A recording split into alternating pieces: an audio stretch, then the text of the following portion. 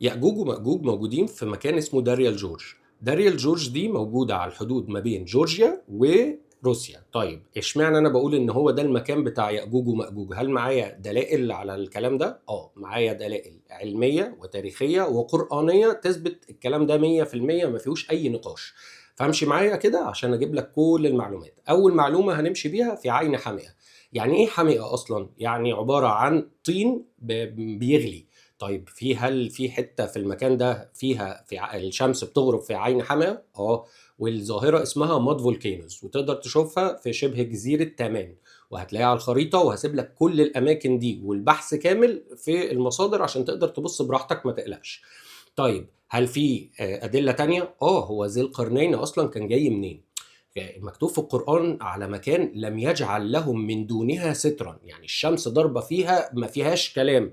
طيب حضرتك انت لو بصيت على الخريطة على المنطقة دي برضو على اليمين فوق كده هتلاقي حتة اسمها دا ستابس، دي اللي هي سهول آسيا الوسطى، دي لغاية دلوقتي لم يجعل لهم من دونها سترا، خلاص واضحة وصريحة تقدر تبص عليها. طب هل دي الدلالات بس اللي بتأكد الكلام ده؟ لا، بس انت لو بصيت على داريا الجورج دي هتلاقي ان ده الارض فيها شق بطول 195 كيلو متر من البحر الاسود لبحر قزوين اصلا. فالموضوع ده مش موجود في الارض كلها. طب برضو هل ده الاسباب اللي بنقول عليها؟ لا، لسه اتقل معايا. المنطقه دي في التاريخ كان اسمها ايه اساسا؟ كان اسمها ذا ايرون جيتس لمده 2000 سنه في كتب الرومان، في كتب الفرس، وهسيب لك المصادر بتاعت الكتب دي ان اسمها ايه ذا ايرون جيتس، اللي هي عباره عن ايه؟ البوابات الحديد. صدفه؟ تعالى نعتبرها صدفه برضو. طيب وانا قاعد قلت ايه اما استخدم طريقه علميه زي ما بيشوفوا في الكواكب ازاي في اسمه ايه ده حياه او لا، هستخدم نفس الحاجه. هم بيبصوا على الانبعاثات وبيشوفوا الضوء بيرفلكت ازاي في الحته اللي بره. انا مش محتاج ابص على الضوء، انا رحت سائل للاي اي هل في المنطقه دي في اي ميه فيها مثلا ثاني اكسيد الكربون؟ اشمعنى ثاني اكسيد الكربون؟ ما هو لو في ناس تحت يبقى بيتنفسوا، يبقى مع وقت كبير قوي اكيد لازم هنلاقي ثاني اكسيد الكربون.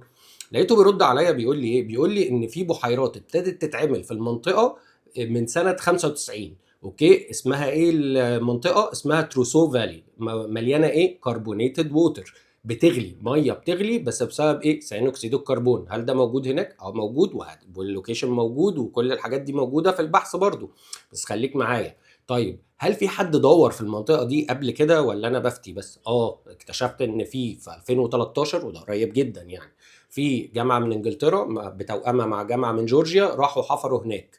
طيب ولقوا ايه؟ لقوا بيبان حديد فعليا، بس ما عرفوش ينزلوا تحتيها عشان الميه غطت عليهم، وما عرفوش يكملوا تنقيب. بس اكتشفوا ايه؟ وده موجود في البحث وتقدر تقراه بنفسك، ان في بيبان حديد قبليها كمان مش عارفين دي معموله ازاي ولا معموله من امتى، ما عرفوش حتى يعرفوا. طيب انا رحت قايل طيب تعالى بس كده نشوف لو احنا من النقطه دي عملنا اعتبرنا اهي الكره الارضيه كوره، خدنا خط من هناك هيطلع فين؟ فلقيته بيطلع لي مكان اسمه بوينت نيمو. انا الصراحه ما كنتش اعرف ايه بوينت نيمو دي. بوينت نيمو دي اتسمت سنه 92 على ايه؟ ان دي ابعد مكان على ظهر وجه الارض، يعني دي ابعد مكان من اليابسه في المحيط. ومين بيستخدمها؟ ناسا. تستخدمها في ايه؟ ان هي تكهن الحاجات الساتلايتس والحاجات اللي فوق دي، اما تيجي خلاص هتتكهن بيرموها هناك ابعد نقطه.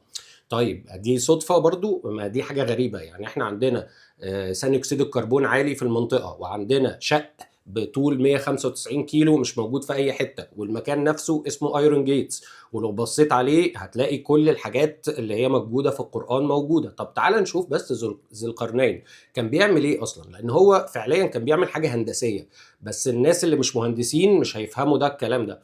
طيب هو استخدم ايه؟ استخدم الحديد واستخدم ايه؟ القطر. طيب هو ايه القطر ده اساسا؟ ده حاجه مذابه، نحاس مذاب. طب نحاس مذاب على حديد بيعملوا ايه؟ بيعملوا السبايك. ده لما تكون عاوز تسد حاجه، اوكي، ممكن تحط الاتنين دول على بعض هتلاقيهم ايه؟ هتلاقيهم سدوا الدنيا. طيب هل الكلام ده حقيقي ولا مش حقيقي؟ تعال نشوف. ما هو ذي القرنين كان هو اتقال له ايه؟ اتقال له ان ياجوج وماجوج مفسدون في الارض. طيب كويس قوي. طب ما هو كان في سد، هو جه بين السدين، والسدين دول مش جبلين، ها ربنا عارف الفرق. طب كويس قوي. طب ما دام هم الناس دي بيطلعوا هم، يبقى ايه الموضوع؟ الموضوع ان بكل بساطه كان في سدود من قبليهم اصلا، بس كان في ناس عارفه تطلع من الشقوق دي. فهم مفسدون في الارض، لان ذو القرنين لو هم الجيش بتاعهم موجود كان راح حاربهم، لان هو كان معاه جيش، بس هو بيطلع منه كام واحد، فمش هيحارب واحد واحد ولا هيقعد يستنى، فهيعمل ايه؟ هيعمل ردم. الردم ده عمله ازاي؟ بالطريقه الهندسيه اللي حكيت لك عليها. كده احنا نقدر نتاكد 100% ان هو ده المكان ولا لا. حاولت اجرب حاجه اللي هي الماجنتيك فيلد، المفروض يبقى عالي في الاماكن اللي فيها حديد، بيبان جدا من الساتلايتس، بس الصراحه لقيت ان هم بانوا هناك ستراكشرز كتير وشوارع وحاجات كتير، فده هيبوظ لي حتى الميجرمنتس، هتبوظها مش هتبقى حقيقيه. لو انت شايف ان المكان مش هو، وشايف ان المكان ينطبق على مكان تاني، او احنا مش عارفين خالص وكل الحاجات دي صدفه، يا ريت تقول لي. بس لو مقتنع قول ان احنا وصلنا لمكان ياجوج وماجوج، وابتدى يحصل ايه؟ شقوق في الارض، فانت لازم تاخد بالك وتبقى ايه، وتخش تصلي كده، عشان اول ما هيطلعوا غالبا في ناس كتيره قوي هتزعل. صباح الفل.